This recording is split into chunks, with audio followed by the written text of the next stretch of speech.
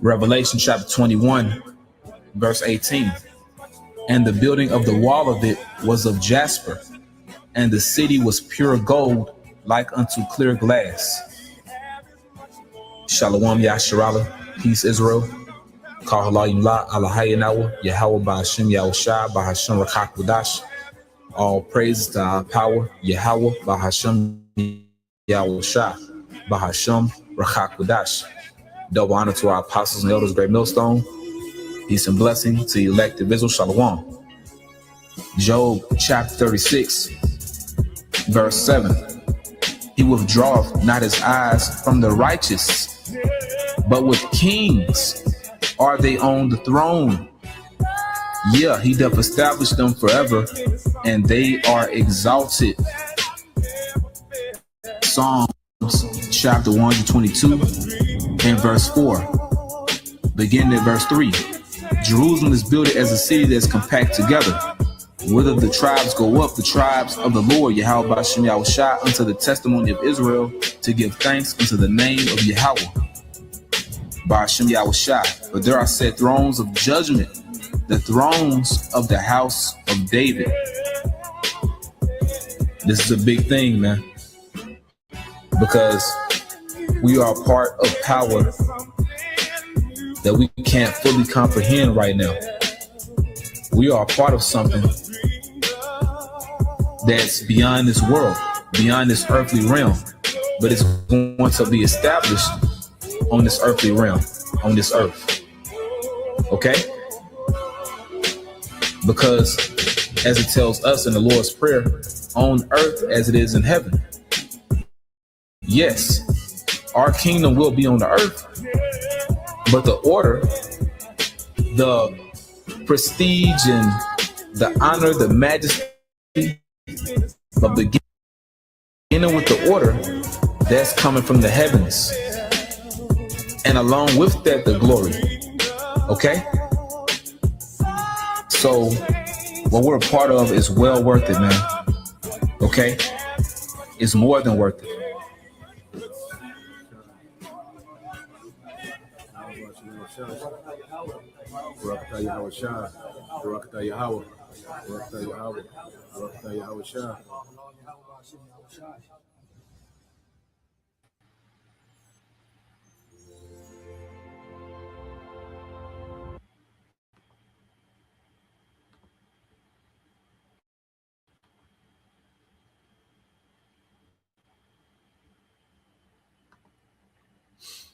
All right, Shalom. First and foremost, I would like to give all praise and glory unto Yahweh Bahashim, Yahweh Shah, Bahashim Rakakwadash. Double honors unto the apostles and the elders of GMS who rule well, teach well, being great examples towards younger brothers. And peace and blessing salutations to the hopeful lake out there pushing his word and truth and in sincerity across the four winds in the name of Yahweh Bahashim Yahweh Shah, pushing to get up out of here. Shalom to the hopeful lake, the believers, the listeners who have came back to the obedience of the scriptures through faith in Yahweh Ba'ashem Yahushua. All right. And what I want to get into today, the devil at work, all right, profiting from death and suffering. All right. And I found this documentary, that expounds, on this devil, how he profits off of war, and that this devil, keeps, all right, these wars going. You even have a term under the devil, all right, show you that the Bible reigns supreme when it describes, all right, the wicked. Okay, you have a term called forever wars. Okay, a term called forever wars, man. And this shows you, all right, who's in power. Okay, the fact that you have a term called forever wars about these never-ending wars, okay, that these devils, have going on in the earth. Okay, that speaks a lot, okay, about who's in power, So we're gonna get some precepts, a few quotes, and then I also had a video, and just tap in. All right. So let's start off with this in the book of Mark, chapter 4, okay, in verse 22. Okay, it said, "For everything that is hidden will eventually be brought into the open, and every secret will be brought to light." Because the devil, he pushes as if war, all right, is for the sake of liberty, so you can enjoy your Starbucks, okay, so you can watch, your LSU games on the weekend, you can grill. This is why they're going to war, to protect the way of life. All right. But America hasn't been, threatened, by a foreign country, all right, of invasion. Okay. America travels thousands of miles to go to war, okay, with countries that's, extremely inferior. America has been a traveling bully, okay, because the American military answer to the elite banking families, and we're going to prove it, and all these things are being brought to the light, so they sell you all this, this Hollywood theater, okay, of the American, military as being this protector of freedom, okay, this protector against terrorism and injustice in the earth, and a lot of people join the military thinking that, okay, but that's not what the American military is about. None of these militaries, man, because everything is corrupted, okay, under the devil. You see? Now, let's go from there. Um, because I want to get this as well.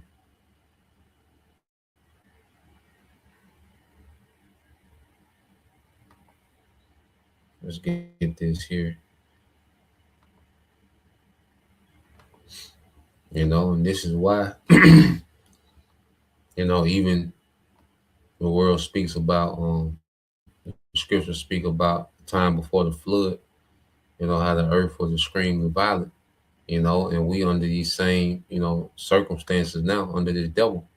Okay, but let's go here real quick. And I want to get that term for elbow war. We'll get that in Genesis. This is Sirach 10, okay, and 2. Would you always get this? As the judge of the people is himself, so are his officers. And what manner of man the ruler of the city is, such are all they that dwell therein. Okay, and the devil is known as what? A violent man. Okay, that's why the energy of the earth is extremely violent, because there's a violent man that's in rulership.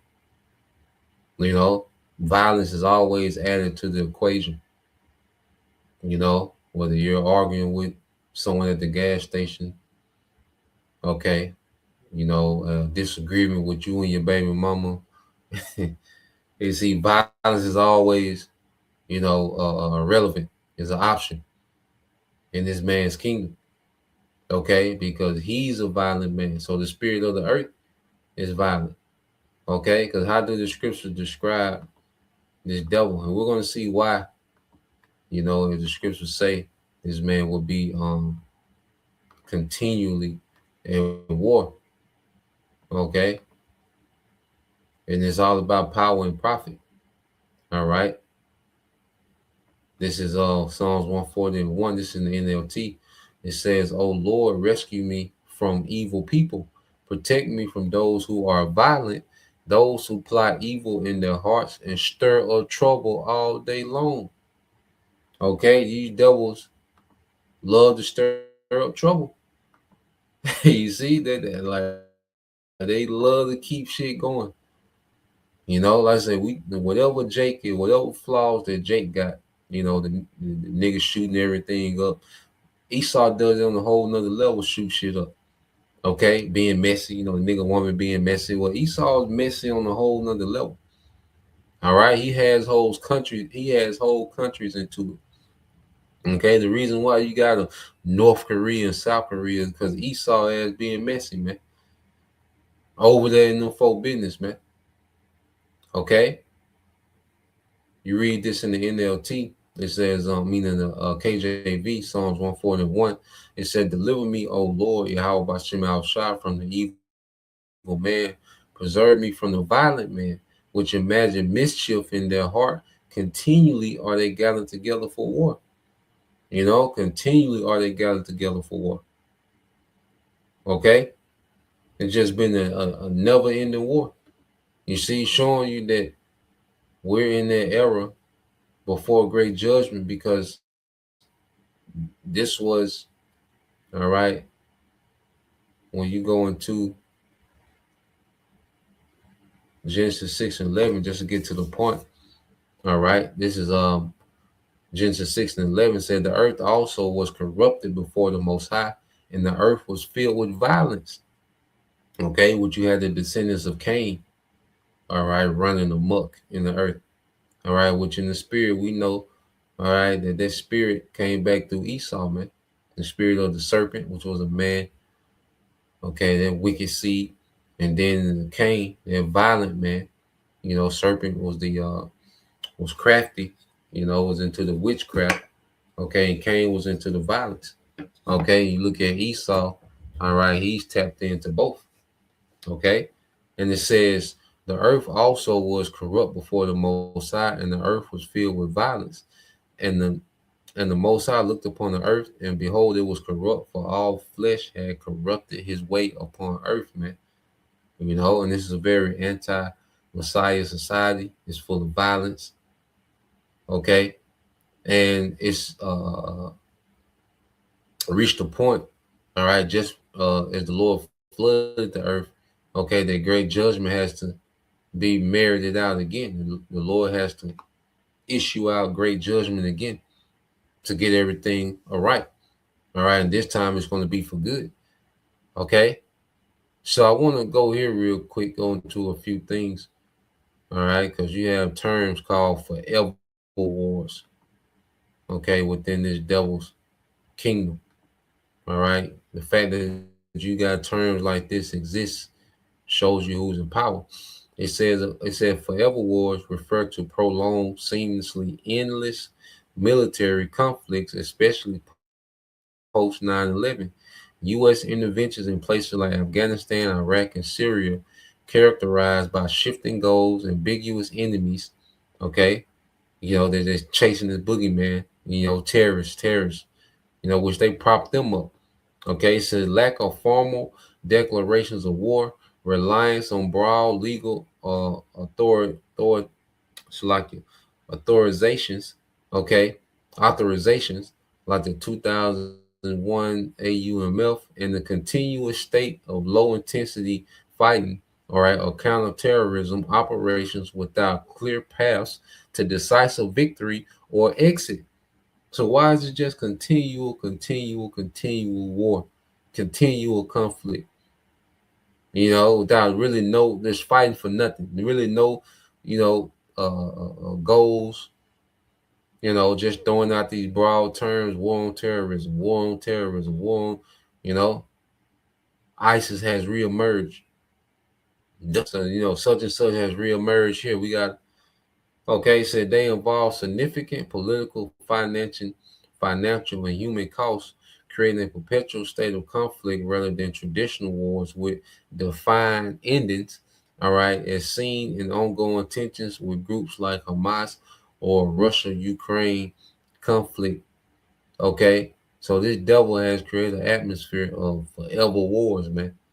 And that's why Yahweh Shai is coming to end all wars, man. He's coming to wage war in righteousness, and he's going to end all wars, man. Okay, because this devil will just have the earth in war forever, man.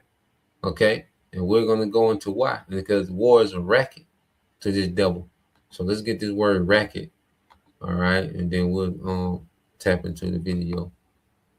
Okay, so what is a racket? All right, and this man has made a racket off war.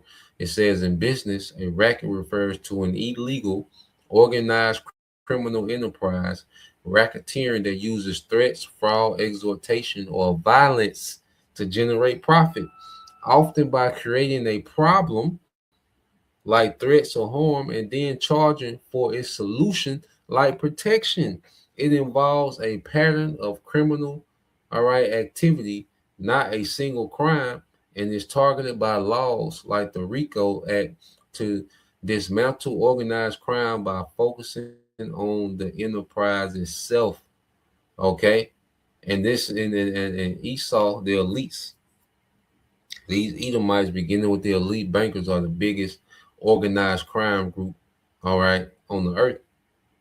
Okay, they have the biggest rackets going in the earth. You know, they create sickness and sell you, all right, prescriptions.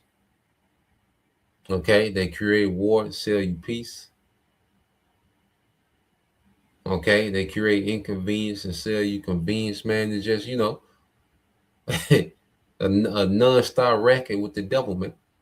Okay, but let's go here. Let's go to this video, and he's going to expound on these things. So I'm gonna let him go for the most part. All right, we'll interject when needed. In the spirit. All right, you're gonna see that these same families are always popping up, man. Especially these goddamn Rockefellers, man. These same families, constantly pop up. When it comes to the scandals and the schemes. Okay, so let's play this. 5 American wars. 5 families got rich from every single one. Not speculation, government contracts. Let me show you the pattern that's made the same dynasties billions while millions died. There's a business model in American history that's more profitable than oil, more consistent than banking, more protected than any monopoly. It's made the same families wealthy for 6 generations, created dynasties that control billions in assets, funded political careers, university endowments, and charitable foundations. And it's built on a simple premise: profit from war, every war, any war. Because while soldiers die and taxpayers pay, a small group of companies always wins. The contracts are public record, the profits are documented, and the pattern is undeniable. The DuPont family, explosives and chemicals, Revolutionary War through Iraq, 220 years of war profits. The Rockefellers, oil and fuel, Civil War through Afghanistan, 160 years of energy monopoly during conflict. The Morgan banking dynasty, war financing, Spanish-American War through World War II, lending to governments and profiting from both sides. Lockheed Martin's predecessors, aviation and weapons. World War I through today, over a century of defense contracts. And Halliburton, military logistics and infrastructure. World War II through the War on Terror. 80 years of no-bid contracts and cost overruns. 5 families, 5 companies. And if you track their profits across American wars, you see the same pattern. War is declared, stock prices surge, contracts are awarded, profits explode, war ends, they keep the money, and when the next war starts, they're ready. Because they didn't just profit from war, they helped create the conditions that made war inevitable. Through lobbying, through political donations, through shaping foreign policy. This isn't conspiracy. This is capitalism applied to conflict, and the receipts are public record. Let me show you how it works, war by war, contract by contract, dollar by dollar, starting with the family that literally invented the American military-industrial complex, the DuPont family. If you've heard of them, it's probably for chemicals or Teflon, but the DuPont fortune was built on gunpowder, and they've supplied explosives for every American war since 1802. Let's start with how they positioned themselves. Eleuthère Irénée Dupont arrived in America from France in 1800. He was a trained chemist who had worked in French gunpowder mills, and he saw an opportunity. America had just fought a revolution and was expanding westward. That meant constant need for explosives, for clearing land, for mining, and for war. In 1802, he founded the DuPont Company on the Brandywine River in Delaware. The location was strategic, close to Philadelphia and Washington, access to water power for mills, and far enough from cities that explosions wouldn't cause political problems. By the War of 1812, DuPont was supplying gunpowder to the U.S. military. This was their first major government contract, and it established a pattern that would repeat for 2 centuries. War starts. Government needs explosives. DuPont is ready with existing capacity. They get the contract. They expand production. They make enormous profits. War ends. They keep the infrastructure and wait for the next one, the Mexican-American War, 1846 to 1848. DuPont supplied gunpowder for artillery and small arms. The contract was worth over $1 million. That's about $35 million in today's money. But the real value was establishing DuPont as the government's preferred supplier. When you're the company that delivered during the last war, you're a first in line for the next one. The Civil War, 1861 to 1865, was DuPont's breakthrough. The Union Army needed gunpowder on a scale never seen before. 4 years of continuous warfare, hundreds of battles, millions of rounds fired. DuPont's mills ran 24 hours a day. They produced over 4 million pounds of gunpowder. The contracts were worth over $10 million. That's over $300 million today, and that's just direct sales. DuPont also sold to private contractors who then sold to the government at markup. Here's where it gets interesting. The DuPont family were Northern Democrats. They opposed abolition. Some family members even supported the Confederacy politically. But they sold gunpowder to the Union because that's where the contracts were. Ideology didn't matter. Profit did. And after the war, when the Union won, DuPont was positioned as a patriotic company that helped save the nation. The complexity of their actual position was forgotten. Only the profit remained. World War I, 1914 to 1918, transformed DuPont from a large company into a dynasty. Before America entered the war in 1917, DuPont sold explosives to Britain and France. Millions of pounds of gunpowder, TNT, and smokeless powder. When America joined the war, DuPont's production increased exponentially. They built new plants, hired thousands of workers, and supplied 40% of all explosives used by Allied forces. The profits were staggering. DuPont's net earnings went from $5 million in 1914 to $82 million in 1918. That's over $1 billion today. In 4 years, they increased profits by 1,600%. And here's the critical detail. After the war, they didn't return that money. They diversified into chemicals, plastics, and synthetic materials. They used war profits to build a peacetime empire, but they didn't stop selling to the military. World War II brought another surge. DuPont supplied explosives, nylon for parachutes, and worked on the Manhattan Project. They operated the plutonium production facility at Hanford, Washington. The contract was cost plus, meaning they were paid all expenses, plus a guaranteed profit. They couldn't lose money. The government absorbed all risk. Korea, Vietnam, the Gulf War, Iraq, Afghanistan. Every conflict, DuPont or its successor companies supplied materials. By the 2000s, DuPont's defense division had been spun off and merged into other companies, but the family wealth remained. The DuPont Family Trust is worth an estimated $30 billion. 6 generations removed from Eleuthère, and they're still living off gunpowder profits. Now let's talk about the Rockefellers. Oil, the one resource every modern military needs, and the family that monopolized it for a century. John D. Rockefeller founded Standard Oil in 1870. By 1880, he controlled 90% of America's oil refining capacity.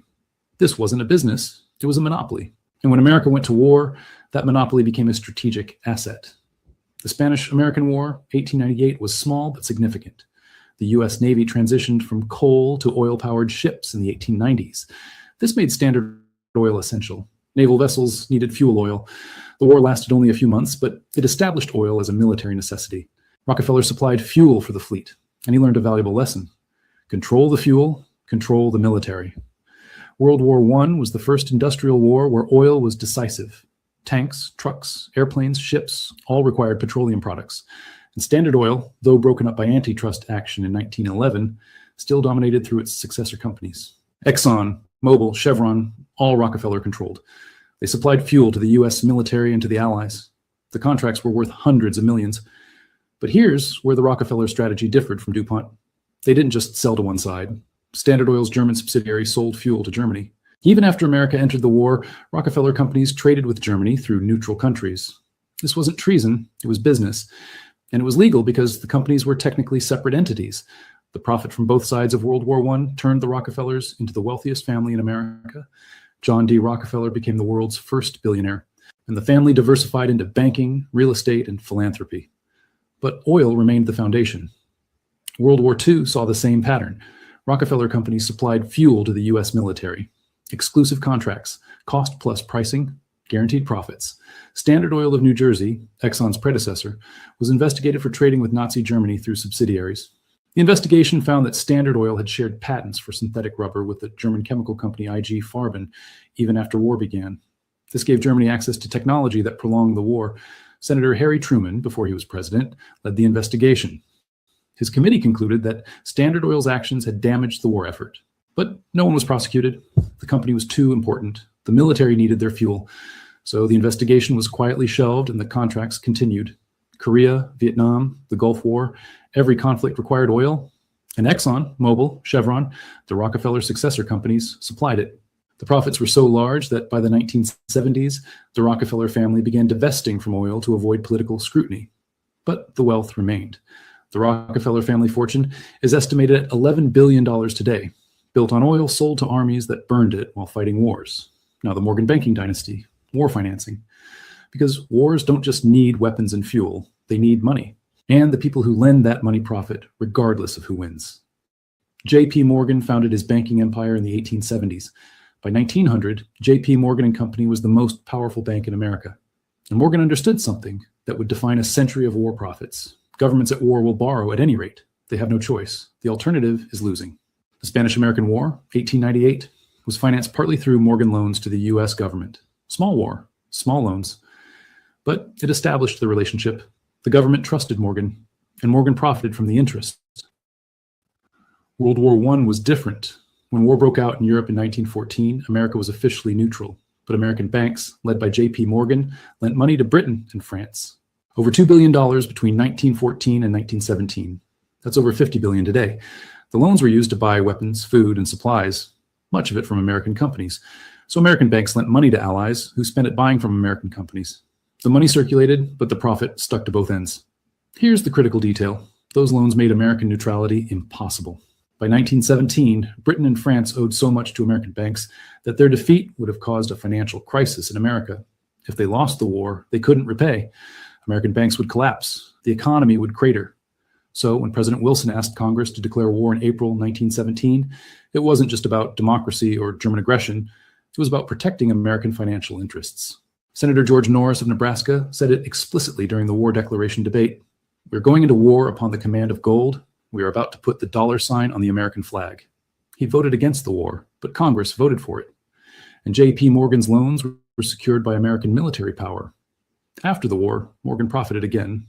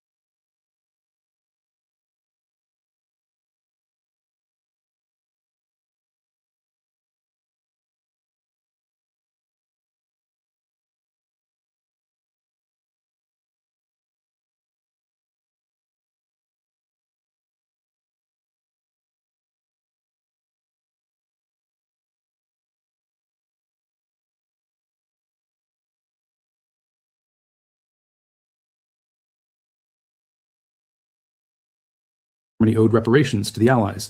The Allies owed money to America. Morgan arranged the loans that let Germany pay reparations, which the Allies used to repay American loans. Morgan collected fees at every step. The Dawes Plan in 1924 and the Young... Oh, it's lucky.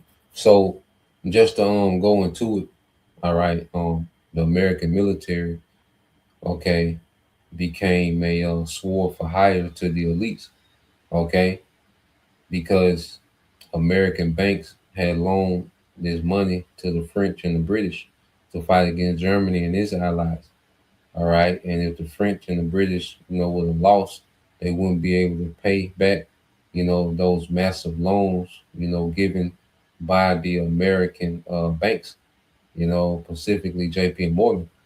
Okay, so the American banks, persuaded the Congress, which they've been, buying out, politicians, but they persuade the American Congress to vote, all right, and declare war, against Germany for the sake of protecting the interests of the bankers. All right. And these devils, they always create a boogeyman that they got to protect you from, to justify them going to war. with them waging war, declaring war. Okay? So they've been running this game for a long time. All right? And they push, they own the media, so they're able to push propaganda. Like if they don't enter this war, all right, American way of life is at stake. Okay? Your freedoms are at stake if they don't, all right, declare war. Okay? But there was these devils, okay, they had their interest, their investment, they was heavily invested into this war, and they wanted to reassure their investment, so they sicked, okay, America, on Germany in World War One. Okay. Plan in 1929, both structured by Morgan bankers, refinanced billions in war debt, and Morgan collected millions in fees. World War II followed the same pattern. Before America entered the war, Morgan banks financed British war purchases. After Pearl Harbor, the U.S. government borrowed heavily to fund the war effort. War bonds, Treasury securities. Morgan banks underwrote them, collecting fees on every issuance. And after the war, Morgan banks financed Reconstruction. The Marshall Plan, which rebuilt Europe, was administered partly through Morgan-connected institutions. The Cold War, Korea, Vietnam, every conflict required financing. And Morgan banks, by then merged into J.P. Morgan Chase, were always involved. Underwriting government debt, financing defense contractors, profiting from the interest and fees. The Morgan family is no longer involved in day-to-day banking, but the wealth remains. The family fortune is estimated at $30 billion, built on lending money for wars and collecting interest while soldiers died paying the cost. Now, Lockheed Martin, or more accurately, the companies that merged to become Lockheed Martin, because military aviation has been profitable since World War I. The Loughead brothers, later spelled Lockheed, founded their aircraft company in 1912. By World War I, they were building planes for the military, small contracts, experimental designs, but aviation was the future, and the companies that got in early positioned themselves for a century of profits. World War I saw limited use of aircraft, reconnaissance mostly, some bombing, but the potential was clear. After the war, military aviation contracts dried up. Many aircraft companies went bankrupt. Lockheed survived by building civilian planes, but they kept their military connections alive. World War II was the breakthrough. Aircraft were decisive. Bombers, fighters, transports, all essential. Lockheed built the P-38 Lightning fighter, over 10,000 produced. They built the Hudson bomber, over 2,800 produced. The contracts were worth hundreds of millions. But here's the Lockheed innovation. They didn't just build planes, they built relationships with the Pentagon. They hired former military officers as executives. They located factories in congressional districts where representatives needed jobs for constituents. They made themselves politically untouchable. After World War II, the Cold War kept contracts flowing. Lockheed built the U-2 spy plane, the SR-71 Blackbird, the C-130 cargo plane, still in use today. Every decade brought new contracts. And Lockheed's strategy was always the same. Build good enough products, underestimate costs, get the contract, then come back for more money because the project is more complex than expected.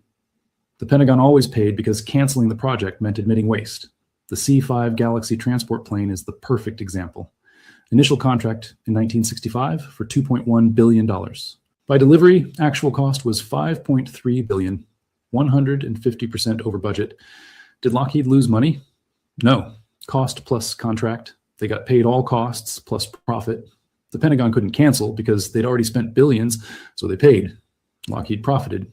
And Congress approved it because the factory employed thousands in Georgia, a key state, Vietnam, the Gulf War, Afghanistan, Iraq. Every conflict brought Lockheed contracts. By the 1990s, the military-industrial complex was consolidating. Lockheed merged with Martin Marietta in 1995 to become Lockheed Martin. Today, they're the largest defense contractor in the world. $65 billion in revenue in 2023, 90% from government contracts. And the pattern continues. The F-35 fighter jet, the most expensive weapons program in history. Original budget, $233 billion. Current estimate, over $1.7 trillion. That's trillion with a T, 7 times over budget. And Lockheed is getting paid. Every cost overrun, the Pentagon covers. Because they can't cancel. Too much invested. Too many jobs at stake. Too many congressional districts dependent on the program. The Lockheed family doesn't directly control the company anymore. It's publicly traded. But the shareholders profit, and the pattern established over a century continues. War is declared. Lockheed's stock price rises. Contracts are awarded. Costs overrun. Government pays. Shareholders profit. Repeat. Now Halliburton, Military Logistics, the company that turned war support into an art form. Halliburton was founded in 1919 by Earl Halliburton. Initially, it was an oil services company, cementing oil wells. But the founder understood that infrastructure, whether for oil or military, was lucrative. By World War II, Halliburton was building bases, airfields, and ports for the military. The pattern was simple. Military needs infrastructure fast. Halliburton has the expertise and equipment. They get no bid contracts because there's no time for competitive bidding. They build the facility. Cost plus contract means they get paid all expenses plus guaranteed profit. They can't lose money. Korea saw Halliburton build bases and infrastructure. Vietnam was bigger. Halliburton, through its subsidiary Brown and Root, built roads, ports, and airfields throughout South Vietnam. The contracts were worth billions, and they were awarded without competitive bidding because Brown and Root had political connections. Here's where the political connection becomes critical. George Brown, founder of Brown and Root, was a major donor to Lyndon B. Johnson. Johnson's political career was partly funded by Brown. When Johnson became president, Brown and Root got massive contracts for Vietnam infrastructure. Coincidence? Maybe, but the pattern is clear. Political donations, access to power, government contracts, profit. The Gulf War in 1991 brought Halliburton back. Dick Cheney was Secretary of Defense. Halliburton got contracts to build facilities in Saudi Arabia and Kuwait. After the war, Cheney left government and became CEO of Halliburton in 1995. He ran the company until 2000 when he became vice president under George W. Bush. And then came Iraq and Afghanistan. Halliburton, through its subsidiary KBR, got contracts worth over $40 billion. No bid contracts, cost plus pricing. Halliburton built bases, provided food services, supplied fuel, managed logistics, and the costs were astronomical. The Pentagon Inspector General found billions in waste and overcharges. Halliburton billed the government for meals never served, for fuel deliveries that never happened, for construction that was never completed. And when questioned, Halliburton argued that war zones are chaotic and some waste is inevitable. The government agreed and kept paying. Dick Cheney, as vice president, recused himself from contract decisions involving Halliburton. But his former company got more contracts during his tenure than in any previous period. From 2003 to 2008, Halliburton's government contracts increased by 400%. Their stock price tripled. And when Cheney left office in 2009, he still held Halliburton stock options worth millions. This is the pattern. Company hires politicians as executives. Those executives build relationships in government. When wars start, those relationships turn into contracts, and the profit is shared. Politicians retire wealthy, companies get richer, and taxpayers pay the bill. Now let me show you the pattern across all five. Because it's not just that these families profited from war, it's how they profited. The same strategy repeated for 150 years. Step 1, position before the war. All five companies established themselves as essential before conflict began. DuPont built explosive manufacturing capacity during peacetime. Rockefeller monopolized oil refining. Morgan built banking relationships. Lockheed maintained military contracts between wars. Halliburton built infrastructure expertise. When war started, they were ready. Competitors weren't. Step 2, get the first contract. Government needs supplies immediately. No time for competitive bidding.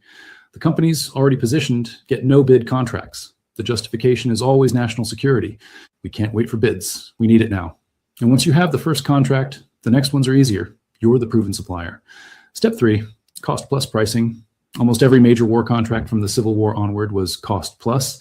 The contractor bills the government for all costs plus a guaranteed percentage profit. This removes all risk. If costs overrun, the government pays. If the project takes longer, the contractor makes more profit. The incentive is to maximize costs, not minimize them. Step 4, overrun the budget. Every single major weapon system in the last 50 years has come in over budget. The F-35, 7 times over. The Zumwalt destroyer, 3 times over. The littoral combat ship, double. This isn't incompetence, it's the business model. Underbid to get the contract, then revise estimates upward. The government can't cancel because they've already invested, so they pay. And the contractor profits from the overrun. Step 5, hire the regulators. When military officers retire, where do they go? Defense contractors. Generals who approved Lockheed contracts become Lockheed executives. Admirals who oversaw shipbuilding join shipbuilding companies. The revolving door between Pentagon and industry is so established it has a name, and it ensures that the people awarding contracts maintain relationships that benefit them later. Step 6, lobby for more war. This is the darkest part. Defense contractors spend millions lobbying Congress. They donate to campaigns. They fund think tanks that produce papers advocating military intervention. The Center for Strategic and International Studies, the American Enterprise Institute, both receive funding from defense contractors, and both consistently publish research supporting military action. When Iraq was being debated in 2002, Defense contractors funded organizations that produced intelligence reports supporting invasion. They paid for advertisements. They hired former generals to appear on news shows advocating war. And when war was approved, those same contractors got billions in contracts. Did they create the Iraq War? No.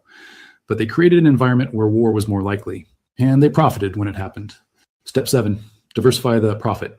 War profits don't stay in weapons. DuPont used explosive profits to build a chemical empire. Rockefeller used oil profits to buy banks and real estate.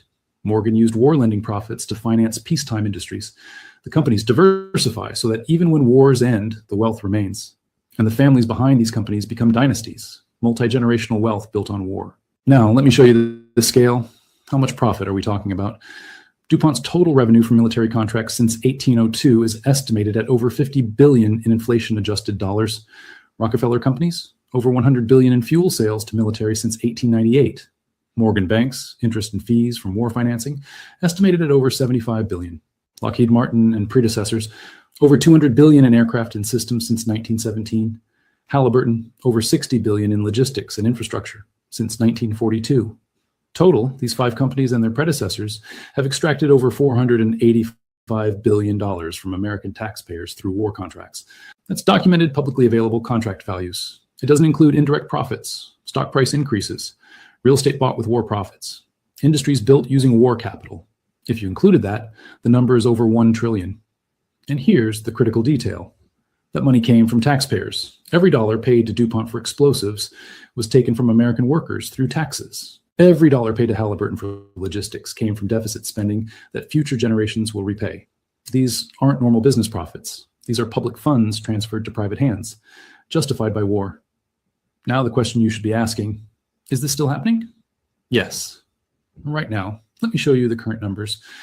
2023, the US military budget was $816 billion. The 5 largest defense contractors, Lockheed Martin, Boeing, Raytheon, General Dynamics, and Northrop Grumman, received over $200 billion in contracts. That's 25% of the entire defense budget going to 5 companies. And the pattern continues. Now, these companies employ former Pentagon officials. They lobby Congress. They locate factories strategically. The F-35 program, built by Lockheed, has suppliers in 45 states. That's intentional. It means 90 senators have constituents employed by the program. Voting against the F-35 means voting against jobs in your state. So Congress keeps funding it, even though it's 7 times over budget, even though it's years behind schedule, even though it has over 800 documented defects. The pattern established by DuPont in 1802 continues today.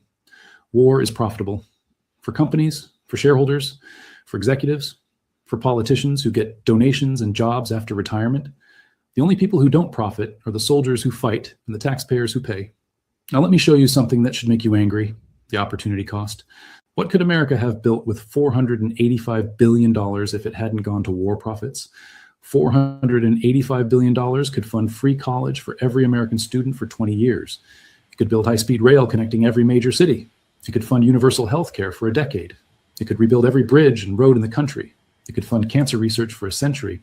But instead, it bought explosives, fuel, weapons, and logistics for wars, some necessary, many not. And the companies profited while the public good suffered. This isn't about whether wars were justified. Some were. World War II was necessary, but even necessary wars were exploited for profit. And many wars were encouraged, prolonged, or escalated because it was profitable. Vietnam could have ended years earlier, but defense contractors lobbied to continue.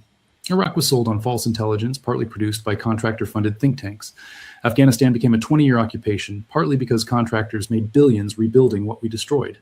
The profit motive didn't create these wars, but it made them longer and more expensive than they needed to be. Here's the final piece of the pattern. The families are untouchable. Despite evidence of overcharging, of fraud, of profiteering, no one goes to jail. DuPont was investigated for explosive monopoly practices in the 1930s. Nothing happened. Standard Oil was broken up for monopoly, but the Rockefellers kept the wealth and the companies reunited over time. Morgan Banks were investigated for war profiteering after World War I. No prosecutions. Halliburton was investigated for overcharging in Iraq. They paid a fine, kept the contracts, and continued profiting. Lockheed was investigated for bribing foreign officials to buy weapons. They paid a fine. The executives faced no jail time. The pattern is consistent. Investigations find wrongdoing. Fines are paid. The fines are a fraction of the profits. No individuals are prosecuted. The companies continue operating. The pattern continues because these companies are too important to prosecute. The military depends on them. Congress depends on them for jobs in their districts. The economy depends on them, so they're protected, even when they break the law. 5 families, 5 companies, 150 years, every major American war, and the pattern is identical every time. Position before the war, get the contracts, overrun the costs, hire the regulators, lobby for more, profit while others die. This isn't conspiracy. This is documented history. The contracts are public. The profits are recorded. The pattern is undeniable, and it's still happening right now. The only question is whether anyone will stop it. History says they won't, because the companies are too powerful. The politicians are too dependent. The public is too distracted. Well, we know the answer to that. All right. Well, we know the answer to that question. All right. And it's going to be Yahweh Shai. Okay. It's going to come and stop it. All right. So these devils, like I said, they profit off every aspect of war. From the actual war itself, the logistics, the transportation, the clothing, the infrastructure, the post-war reconstruction. Okay. they profit from every aspect of war. Okay. But who's going to stop, okay, these devils from this wickedness? And this Yahweh Shai. You see, the stage is set for Yahweh Shai to come and wage war, okay, in righteousness, man. You see, let's get there, Revelation 19. Okay, first beginning with America. Revelation 19:2 said, "For true and righteous are his judgments, for he have judged the great whore," okay, which is America. All right, which America, has positioned itself at the forefront of all these forever wars. Okay, World War I, World War II, and everything after World War II, America has been in the mix. Okay, at the forefront of keeping these wars and conflicts going. Whether directly or whether through proxy. Okay, but America has a lot of wickedness to pay for, and that's why, it's such great judgment that's coming to America, man. Okay, because the elites utilize America to do a lot of wickedness, man. It said, "Which did corrupt the earth with her fornication, and have avenged the blood, okay, of his servants in her hand." Which did corrupt the earth with her fornication, man. Okay. You see, so America, has corrupted the earth, with rebellion. You see, because even when you go into these wars, it's to enrich, these few families, and these elite families are at the forefront of pushing, all right, rebellion against Yahweh Bashem Yahweh Shai. Because this profit from war goes into building this anti-Messiah system. Okay, this new world order system to where they get to play God. Okay, so war is a big factor into how these devils are positioning themselves to be the most high in the earth. Okay, Revelation 19:11 says, "And I saw heaven open, and behold, a white horse, and he that sat upon him was called Faithful and True, and in righteousness he doth judge and make war." So Yahweh Shai is coming to make war in righteousness, man. Okay, and to stop, all right, this wicked racket, okay, of the elites. You see, and that's why after this Third World War, okay, let's get this in Revelation 11, okay, and 14. You see, this is going to be the war to end all wars. Okay. Showing you that, this, and this is what the scriptures speak about two manner of people, with Jacob and Esau, because Esau, he thrives, in an environment that's, full of war, violence, confusion. Okay. Whereas Jacob, we're all right. Yahweh Shai, he's going to bring peace. He's going to bring order. Okay. Revelation 11:14 said the second woe was past, and behold, the third woe coming quickly. Okay. So now we on the brink of a third war. Okay. The third woe coming quickly. Okay. And this is going to be the war in which the whore is judged. Okay. And this is going to be the war to end all wars. Verse 15 says, and the seventh angel sounded, and there was great voices in heaven saying, the kingdoms of this world are become the kingdoms of our Lord and of his anointed, and he shall reign forever and ever. Okay, he shall reign forever and ever. You see? So this is it for these heathens, man. Okay, this is where the buck stops. Okay, this is where the violent man, okay, is removed from power, and a righteous king is established, which is Yahweh Shai. Okay, let's get this in Isaiah. Okay, we can end it here. Isaiah 2.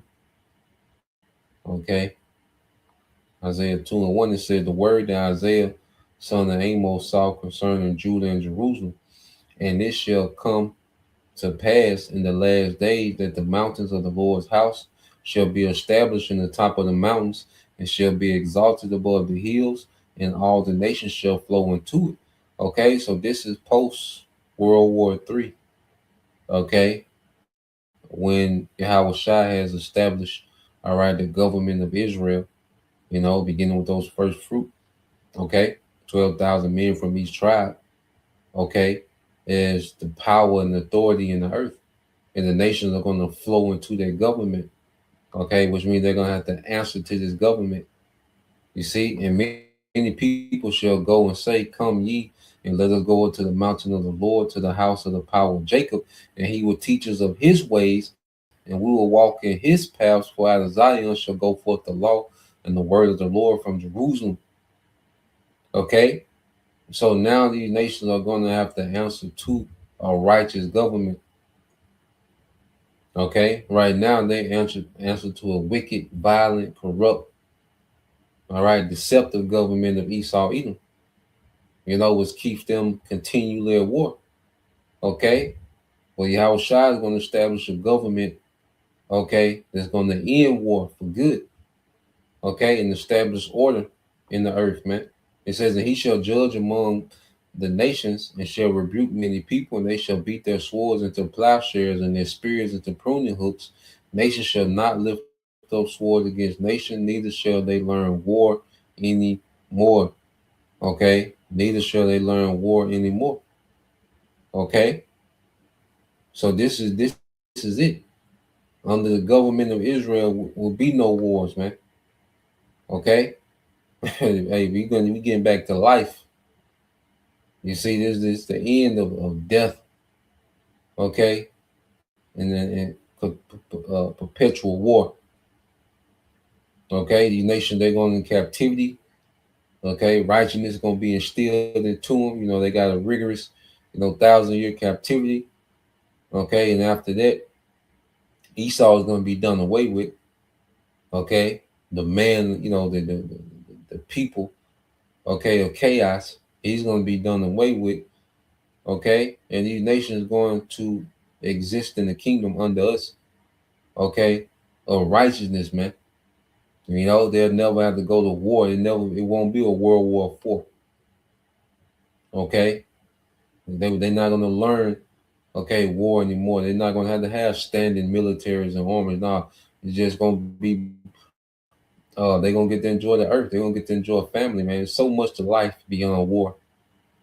There's so much to life, all right, beyond war, man.